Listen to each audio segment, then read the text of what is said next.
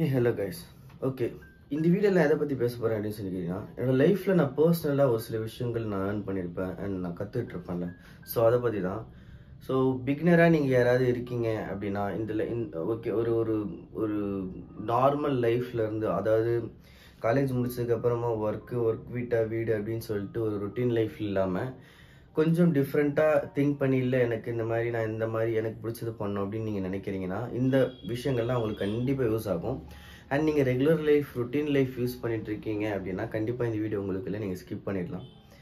Okay, first என்னை பற்றி நான் என்ன பண்ணிட்டு இருக்கேன் அப்படின்னு நான் சொல்லணும்னா,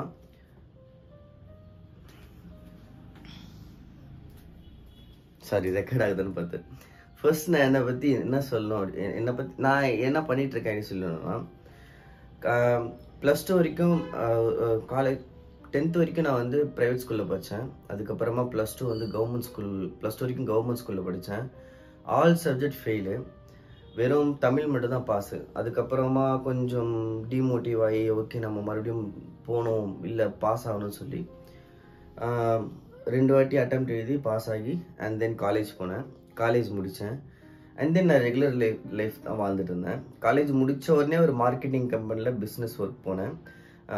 மார்க்கெட்டிங் பண்ணுற ஒர்க். அது பர்சனலாக என்ன ஒர்க்குன்னு சொல்லி விரும்பலை, அது ஒரு கம்பெனி தான், நான் கோல்டு கம்பெனியில். அதுக்கப்புறம் எனக்கு ரொட்டீன் லைஃப் எனக்கு அது பிடிக்கவே இல்லை. எப்போவுமே வந்து வேலை விட்டால் வீடு, அண்ட் ஃபெஸ்டிவல் டைமில் வந்து ஒர்க்கு, சண்டே டைமில் ஒர்க்கு, நமக்கு எங்கேயுமே போக முடியாத அளவுக்கும் ஒரு லீவ் இல்லாத மாதிரி அந்த மாதிரி இருந்துச்சு. இது வந்து எல்லாருக்குமே செட் ஆகாது. இப்போ இதை விட்டுட்டு பிஸ்னஸ் பண்ணணும்னு நீங்கள் நினச்சிங்கன்னா, நான் ஒன்றே சொல்லிக்கிறேன், அவங்கவுங்களுக்கு எது செட் ஆகுமோ அதுதான் பண்ண முடியும். இப்போ எனக்கு இது செட் ஆகிடுச்சுன்னு சொல்லிட்டு உங்களுக்கும் செட் ஆகும்னு நான் சொல்ல முடியாது.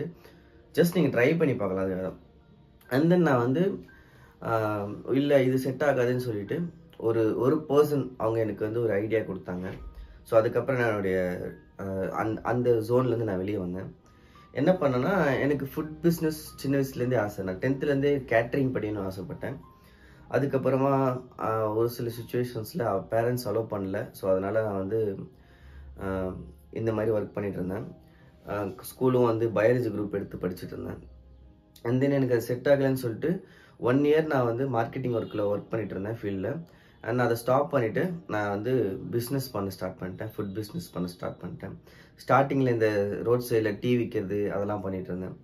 அதுக்கப்புறம் நிறைய ஐடியாஸ் யோசிச்சு அதுக்கப்புறம் க்ளவுட் கிச்சன் பிஸ்னஸை வந்து கையில் எடுத்து இப்போது ஒரு 1 yearக்கு அப்புறம் சக்ஸஸ் ஆகிட்டேன்னு சொல்ல முடியாது, இன்கம் ஏர்ன் பண்ணிகிட்ருக்கேன். மார்க்கெட்டிங்லேருந்து வர இன்கம் நான் ஏர்ன் பண்ணிகிட்ருக்கேன். அண்ட் அங்கே இருக்கிற ப்ரெஷர் எல்லாமே எனக்கு பிடிச்ச ஒர்க் பண்ணி நான் சம்பாதிக்கிறேன்னு ஒரு சந்தோஷம் இருக்குது.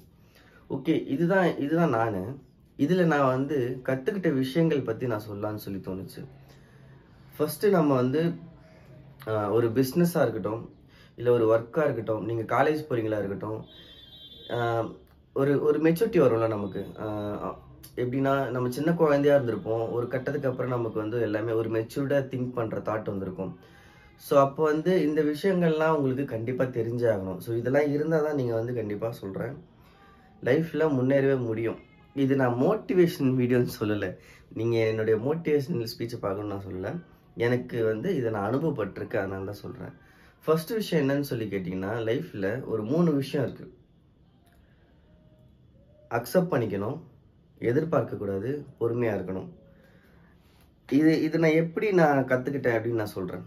அக்செப்ட் பண்ணிக்கணும் ஃபர்ஸ்ட்டு. எப்படின்னா, எனக்கு வந்து ஜாப் போயிடுச்சு, இன்கம் இல்லை, வீட்டில் திட்ட ஆரம்பிச்சிட்டாங்க. 20,000 ரூபாய் மாதம் கொடுத்துட்டு இருந்தேன், அந்த காசு உடனே நின்னோன்னு வீட்டில் கடன் அதிகமாகிடுச்சு. அண்ட் சுற்றி இருக்கிற எல்லாருமே கேட்க ஆரம்பிச்சிட்டாங்க. ப்ளஸ் அது இல்லாமல் அந்த டைமில் எனக்கு வந்து எனக்கு அட்வைஸ் பண்ண அவங்களே என்னை விட்டுட்டு போயிட்டாங்க. அவங்க இப்போ இந்த மாதிரி எல்லாமே எனக்கு நடந்துச்சு.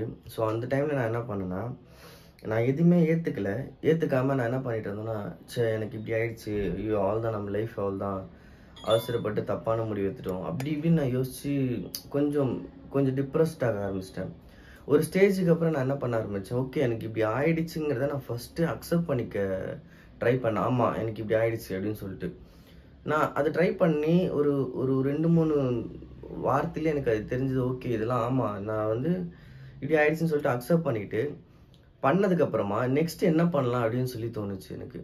ஸோ அப்போ லைஃப் அந்த ஒரு அக்செப்டன்ஸுங்கிறது இருக்கணும். இப்போ யாராவது இப்போ உங்களுக்கு நீங்கள் கீழே விழுந்துட்டீங்க, உங்களை கலாய்க்கிறாங்கன்னா, ஆமாம் நான் கீழே விழுந்துட்டேன், ஸோ அதனால் கலாய்க்கிறாங்க, நாங்கள் நெக்ஸ்ட் டைம் விழாமல் கற்றுக்கலாம் அப்படின்றதுக்கும் அப்படின்னு நம்ம அதை அக்செப்ட் பண்ணிக்கலாம்.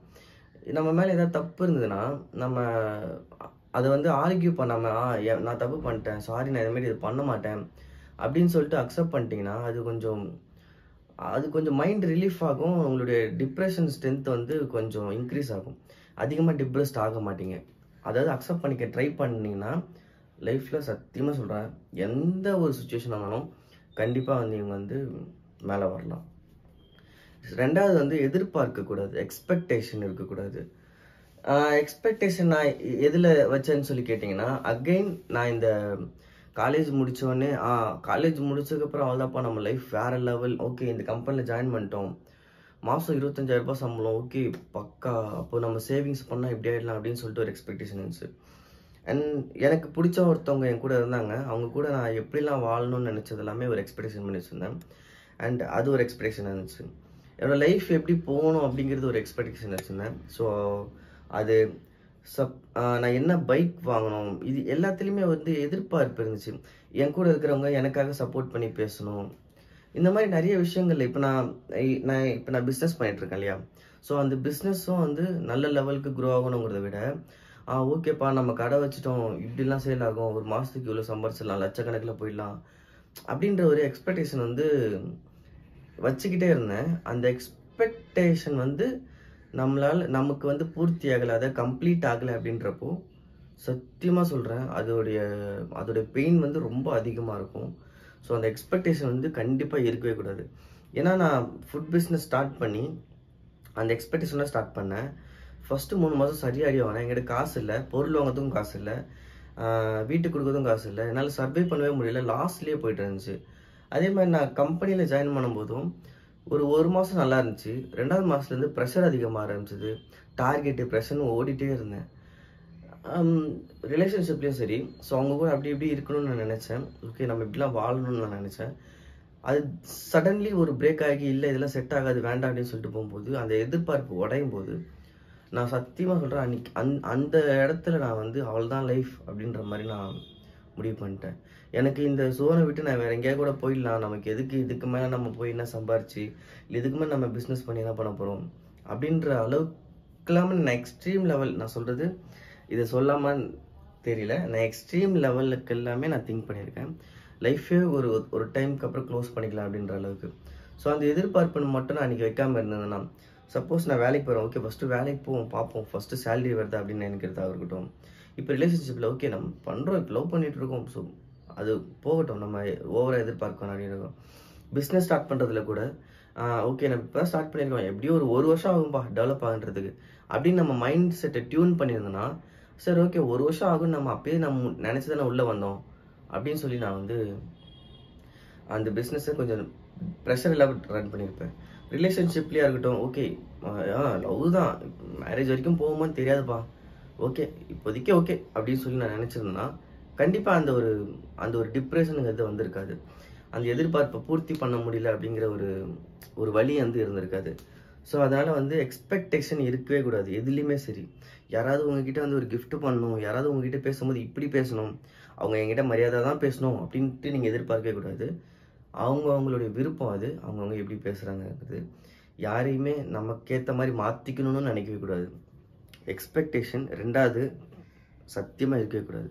ஃபஸ்ட்டு ஒன் எதிர்பார்ப்பு, 2வது எக்ஸ்பெக்டேஷன், இது இருக்கவே கூடாது. பொறுமை, 3rd ஏன் நான் பொறுமை வச்சேன் அப்படின்னா, இது 2மே நமக்கு உடையும். எக்ஸ்பெக்டேஷனும்